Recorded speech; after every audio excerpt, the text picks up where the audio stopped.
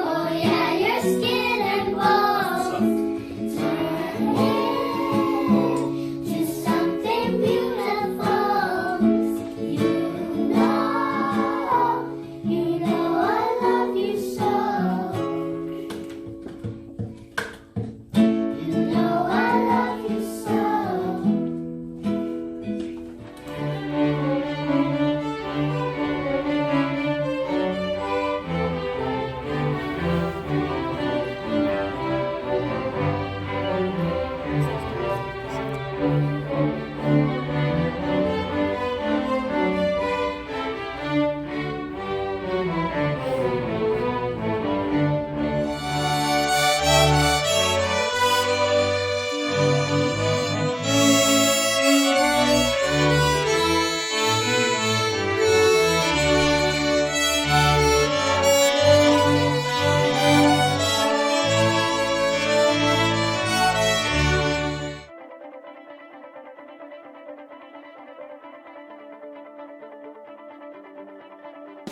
Sistema means happiness.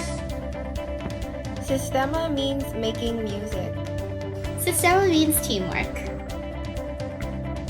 Sistema means friendship. Sistema means learning new skills. Sistema means never being alone.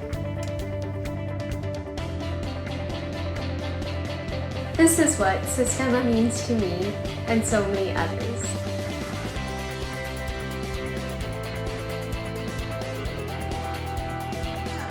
My name is Angeline. I am a senior celloist at Sistema Yorkwoods. Being a senior means I know quite a few things, but Sistema never fails to teach me new things that I never knew in a very fun way. All the teachers and classmates are very kind and encouraging. Sistema is very awesome whether it's online or in person. Sistema is also a place to strengthen good qualities such as kindness and respect and perseverance, and many, many others through music. I always look forward to Sistema after school. Sort of story. This is the first time we've done this, so there had to be some kind of technical glitch. Yeah. Inevitably, there did. I introduced this already by just explaining who you are and Okay. about our relationship with Sistema Toronto. Great. So, and I also said, just FYI, that I live in England now, in London, but the last neighborhood I lived in Toronto was Parkdale. Oh, which is amazing. one of the 3 areas that you serve in the city. So I'm very familiar with Parkdale, although I haven't been there in a while, and I think it's become quite gentrified. It has changed a little bit over the years. Yeah, I'm sure. Yeah. So listen, let's just talk a little bit about your work. So what I'd like Sure. to know to begin with is, I mean, people who work in the music world know about El Sistema and its origins, and Dr. Abreu, who died in 2018. What I'd like to know from you is whether you think of Sistema as a system, or whether Sistema is a philosophy or an outlook. I mean, a system like Montessori, where it's a kind of pedagogical approach, or if it's more of a, as I say, a kind of an ethos. I think it's a little bit of each, really, because it is kind of a system that different organizations have been able to kind of take and cater to their own needs. But then some of the elements of it are more kind of an ethos or more philosophical about what that approach is. So the way that, like, I think if you think about kind of some of the core tenets of Sistema, I made some notes here. So social change, of course, as one of the really important primary goals of every Sistema program. Intensity. So generally Sistema programs are multiple hours a week as compared to a regular private lesson that might be an hour, half an hour a week. Our students work with us for 10 hours a week. And all Sistema programs around the world generally have a fairly rigorous schedule. So access always is really important. So there's no financial barriers. We're trying to serve lower income communities and really making a difference for those who wouldn't be able to afford lessons otherwise. Sistema very much is about ensemble-based learning as well. And I think that's partially where a lot of the social element comes in for a lot of the programs is that all of the learning that's done is in larger groups. So there might be, private lessons might be a small component of the program overall, but generally it is all done in larger groups. Is idea of different centers. So in the classic term is nucleo from the Spanish, of these different nucleuses around whatever area you're serving, and they become a little bit of a community hub where students feel safe, where students feel like they belong, and then those hubs sometimes come together to do bigger projects. And then this focus on community. So again, like you have the smaller contained systemic community, but then also the community those students are from, and you're engaging with that community. You're doing outreach in that community. The kids are performing in the community. And the last one that I like to talk about that I think is really important is the idea of continuum. So this isn't a program that students hop into for a year and then hop out of. It's a program that they join for us, for Sistema Toronto. They're joining in grades 1, 2, sometimes 3, and they're in our core program until grade 8. But then the idea of continuum doesn't just stop there. We want to see when we want to help them get into a good high school program. So whether it's arts or specialized academics, but just to do whatever we can to help them through that process, and then to bring them back into our program whenever possible. So we have high school students who are part of our honors orchestra, and the long-term goal being that as they go through high school, they continue their playing, and once they're in university, they're at a level and a maturity where they're able to come back and actually do some teaching for us. So it's this kind of the continuum where they started in our program and eventually are the ones then teaching the younger generation. Right. Do you, I mean, through the work that they do through the Sistema program that you offer, I mean, I was looking at various reports of yours and some of the outcomes for some kids and where they went off to university or what courses they pursued later. And I just wonder if they see themselves as, because it is quite an intensive program, and I wonder if they see themselves as kind of budding young musicians, or how much of it is the feeling of it around developing all of those other skills, working together, self-esteem, the capacity to communicate across difference and diversity and that kind of thing. I mean, your goal is not to produce orchestral musicians per se, but I just wonder what your sense is of the kids' idea of what they're doing there. I think it's more the latter. So I really do feel like the majority of the kids see it as just a place to grow and a place to be after school and to connect with people and to connect with their teachers. And then that music component, yes, of course, the music is a big aspect of it. But many of them don't see themselves as continuing on in music. Some certainly do. And we have some students who are doing amazingly well in arts-centered, arts-focused high school programs. But I think for many of them, it's just a place to go and to learn, to continue their learning after school. And then, as I said before, we will then kind of help them as they start getting to grade 7, grade 8, start getting them to think about what are different options that are available to them? What are the different high schools they could be thinking about, and how can we help them achieve whatever their goal is? Right. So I think I read that you have 300 kids who are currently, and my guess is that it's massively oversubscribed and there are way more kids who want to do it than, and so how do you choose those kids? And B, do you have I mean, it's such a difficult time for all of us to sort of plan what we're going to do tomorrow, let alone in a year's time. But do you have a plan in place for how you can roll out this program so that you can reach more of those kids who are on those waiting lists? Yeah, for sure. So right now, as you mentioned, we're in 3 different neighborhoods in Toronto. So we serve Parkdale, we serve Jane and Finch, and we serve East Scarborough, all through specific schools. So right now we serve the students in those schools, and there is a waiting list at each of those centers. This year with COVID, it's been a little bit different and quite a challenge for everyone. But generally, we would do a new intake every September, and we would take as many students as we can. But as I said, there generally is a waiting list. So as I was mentioning before, that idea of access and that idea of trying to get students into lessons that wouldn't necessarily afford it, one of the big things we look at is the kind of the economic status of the family. So we do ask for that information on the applications, and we prioritize lower income students.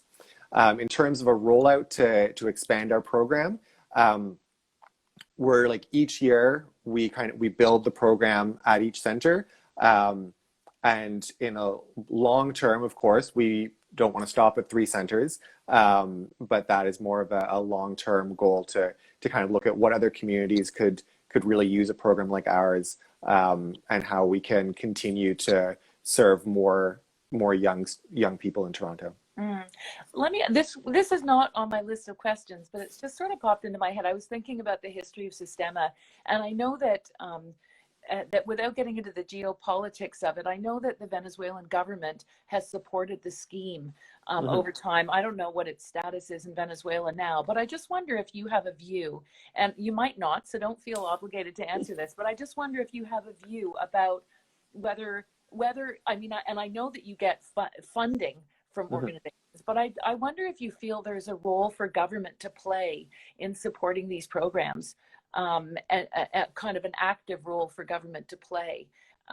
In part, I'm asking because I know that organizations like yours spend a heck of a lot of time fundraising.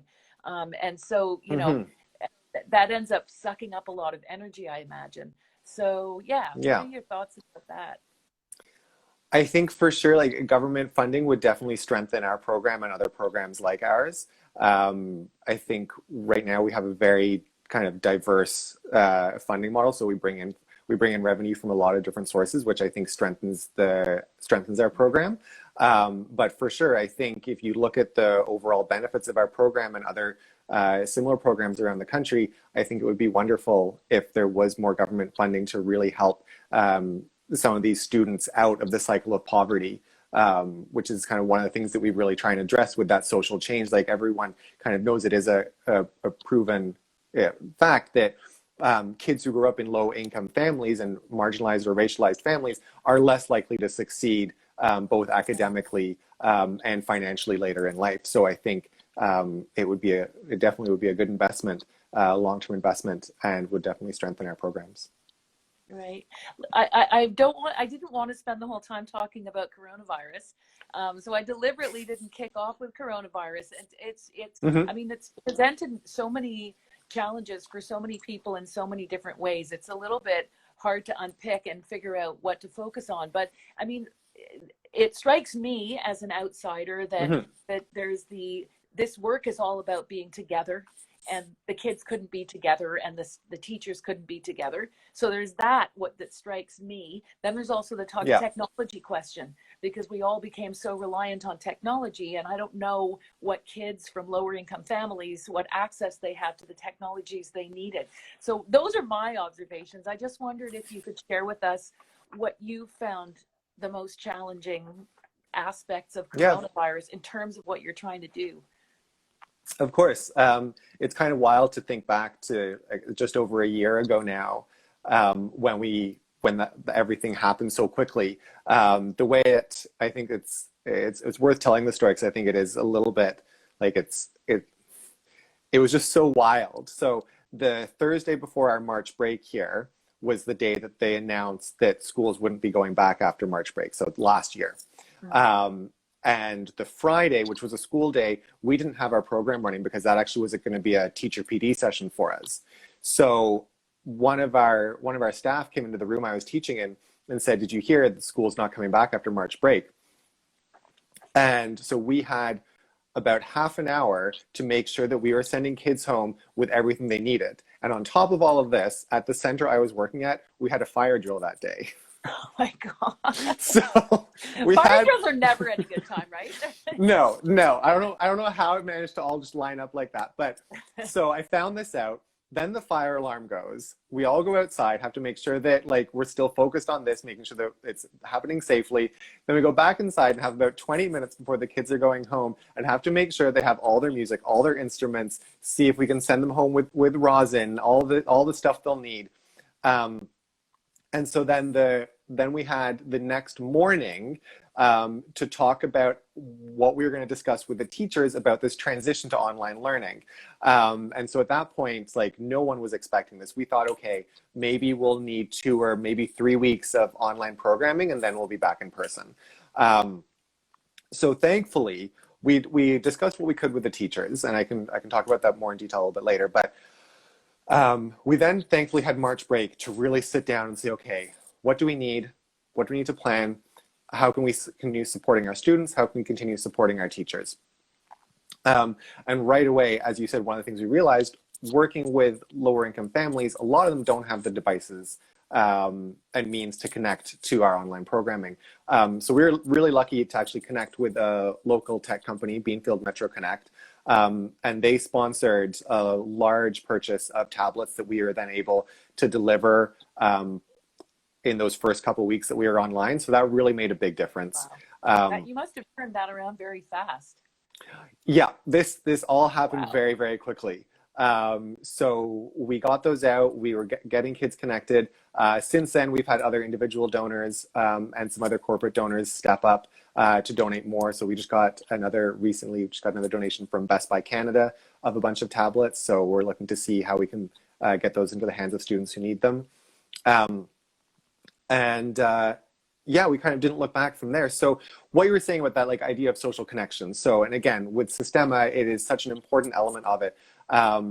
As most of us know by now, there is no way to do totally synchronous music making on Zoom or through any other video conferencing software, just because of the lag times over the internet.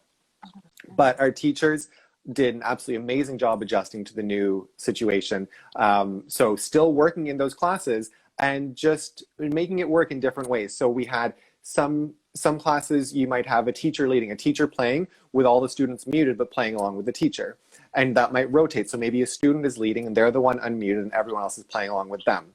For the choir, the larger classes, often we would have the teacher singing and playing the accompaniment part while the class is singing along, still muted, and calling on individuals who want to try and lead through a warm up or sing through a solo to get feedback from the teacher in the class. I think also important to note that all of our teachers spend time just checking in with the students to see how they're doing. So it's not like they're signing in, they're jumping straight on their instruments and getting to that first piece of the day. They're signing in, they're chatting, they're talking to each other, they're asking how things are going, they're asking like what are the challenges that people are what are the challenges that these students are facing, what things are going well for them, what things aren't going well. One of the social activities that many of our teachers do in some form or another is called Roses and Thorns.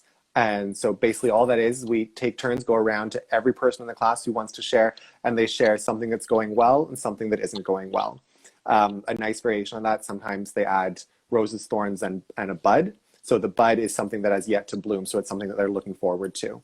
That's a lovely idea. Yeah, that's been really important. And I think also, again, just in that idea of the social connection for our teachers, now when we do PD sessions, we've starting each PD session by just we have about 30 teachers. So when they show up, there's just 30 teachers in the Zoom room, which can be hard to actually connect with the person you're sitting next to in a Zoom room setting. So we actually start now with a breakout, just do a random assignment of putting everyone in rooms of 2 or 3 people so they can just chat and say hi, ask how things are going. And I heard from a couple teachers that actually worked really nice and was a really nice way to start it, because we don't get a chance to just chat and talk to each other like that anymore. Mm-hmm, absolutely. Do you think that you're obviously going to become pros at this by the time it's all over, and you won't need to do all this stuff anymore. But do you think that have any lessons been learned from it, or is there anything that's changed the way that you think about the work that you do that's come out of this COVID experience in terms of the way that the kids relate to each other and relate to the teachers?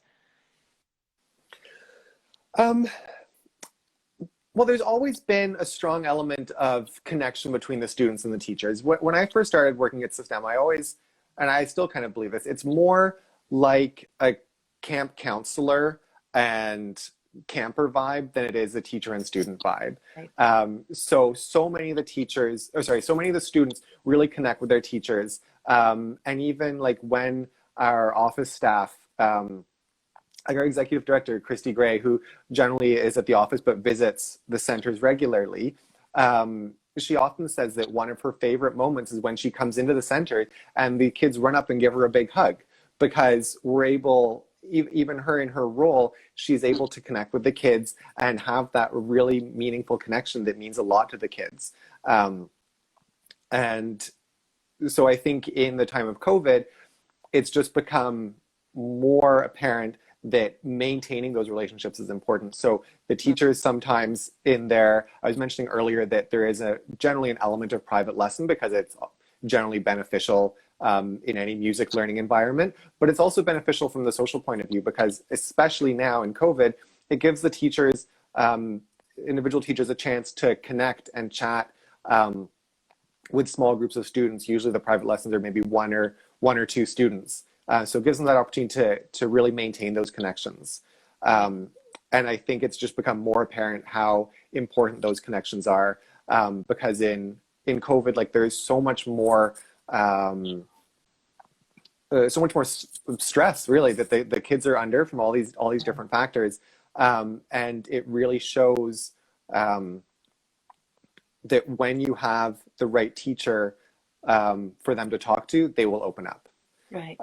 So I think that has become really important. Yeah, I'm sure. Tell me, I know that you did an interesting collaboration or have been doing with the Canadian Opera Company. I wondered if you might share a little bit about what that's been like for you and how it's going, and if it's changed.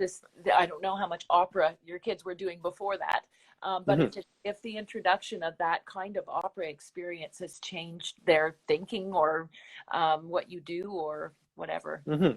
For sure. So that was a project we did last term. So it's wrapped up now. Back in the pre-COVID times, the COC had offered us tickets to a number of their shows. So many of our students had seen opera productions. This was definitely the first time that they're really mixing that idea of like having a plot and having a story connected with songs and then also spoken script within this one big presentation. So it went really, really well. So basically kind of a brief overview. We were working with teaching artists and composers from the COC on a weekly basis all through last term.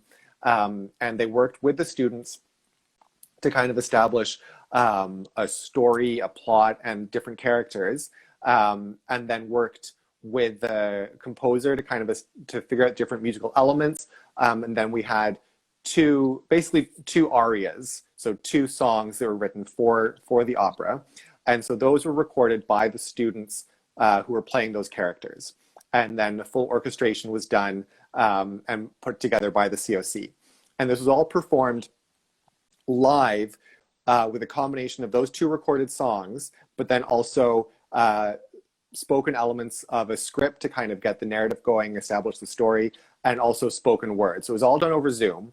So we had kind of the intro page, then a spoken section of the script, then one pre-recorded song, then more spoken script, spoken word, and then another pre-recorded song. Again, songs had to be pre-recorded just because of the limitations of technology, but everything else was done totally live. And that is actually up now on our YouTube channel, and it made for a really great performance. And I'm trying to think if I missed any other notes. No. So yeah, so it was really great. I think the kids had a great time. As for your question about if it's changed their view of opera, honestly, for that one, I'm not sure yet. I think I'd like to see kind of how things go, like once we have the opportunity for them to potentially see another opera or to work on a similar project, which we're hoping to do again next year, and see kind of how their understanding of the opera medium has evolved. Right. Interesting. Do you work often with other music organizations in Toronto, the Toronto Symphony, or I don't know, any other music making organizations? How involved do those people tend to be in the work that you do? There's been plenty of organizations that have shared tickets with us, which has been nice to give the students an opportunity to see professional organizations. We've had some other individual musicians from some of those larger ensembles offer lessons to some of our students, so that's been really nice. But in general, we're still, aside from this partnership with the COC, that's been our most kind of in-depth partnership. Right. and we're still, I think that kind of, that's been a real highlight for us, I think. Mm-hmm. And we're looking for other partnerships that would be equally meaningful for our students. Free tickets are always great. Like, it's nice for these students to be able to see different professional ensembles.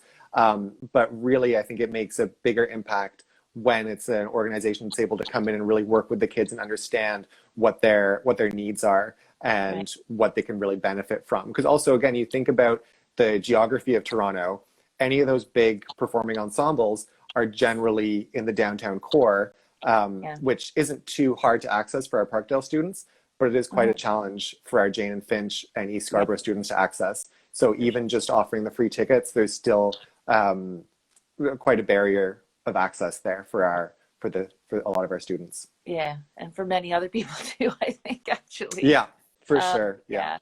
So you talked earlier about this sort of, kids finishing your program and then coming back and becoming mentors or teaching or whatever they do. Of the students who leave the program and don't continue playing in that way, are you able to follow their fortunes much? And do people tend to keep in touch? I don't know if there's a particular story that you can share with us about a student and what they went on to do, what they went on to study. And how much you think that was affected by or influenced by the work that they did at Sistema? Sure, absolutely. So there's definitely a couple. So our program started in 2011. So we haven't had a large number of kids hit high school yet. We just have a small handful right now.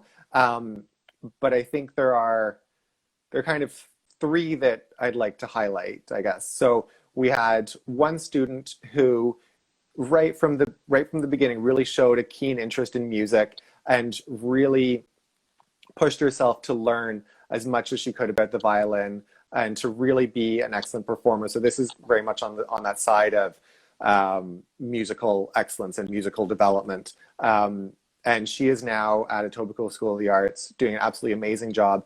And she is always communicative with us. She always keeps in touch. She attends honors orchestra. She's been doing a small program that another Sistema program in Philadelphia has been running called Play on Philly. They did an online program and they opened it up to other North American programs. So she jumped at the opportunity to do that. And she's just like on this amazing upward trajectory. And then another student who from our Jane and Finch location was quite a good player. And when it came time for high school, we spoke with her about what her interests were, what she wanted to do. She was a good player, as I said. She did audition for ESA and was accepted. But after discussions with her teachers and with her family as well, she actually decided that she wanted to go in to a specialized science, technology, engineering, and math program. Right. And so we fully supported her in that. And she continues to attend honors orchestra. Her playing is still excellent. It fits in really well with the honors group. Obviously, her musical trajectory is a little bit different than a student who goes to ESA, but we're still amazingly proud of her for having made that decision and going on into such a specialized academic program. The last student I was just going to mention, near the end of, or the middle of grade 8, he had a kind of unexpected family move from East Scarborough up into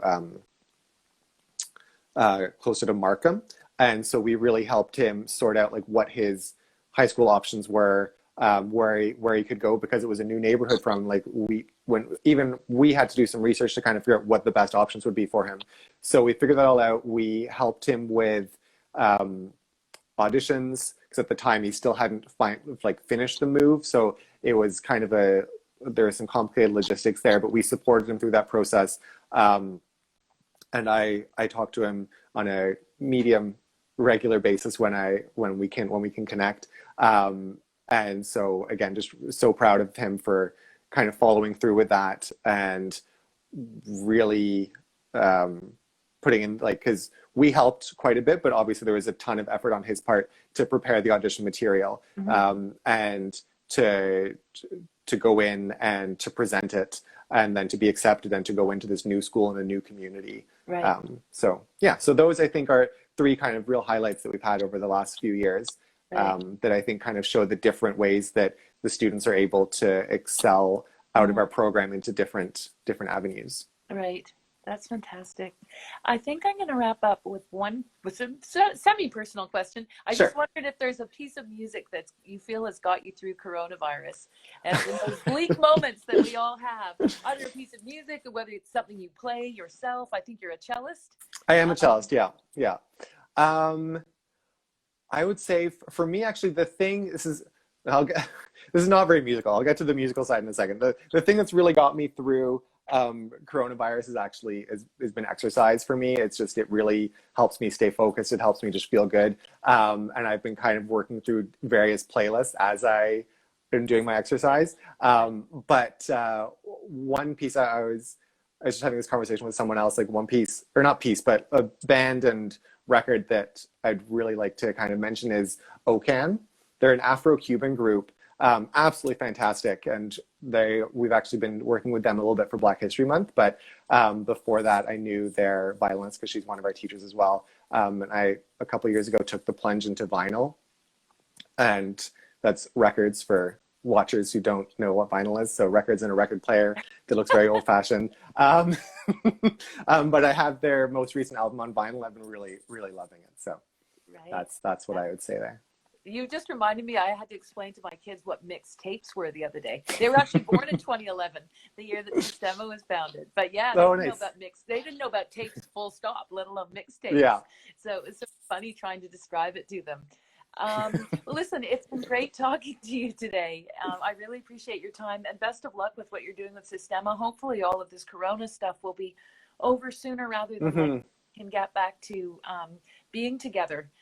To do some of this work and some, but have a great rest of your day. Ours is coming to a close, but you're sort of mid-morning over there, I guess. Yeah, just getting going. Yeah, well, thank you so much, and thank you for Koon's support of our program. It's really appreciated. You're very it makes a difference. You're very welcome. All right, take care. Bye. Thank you. Bye-bye.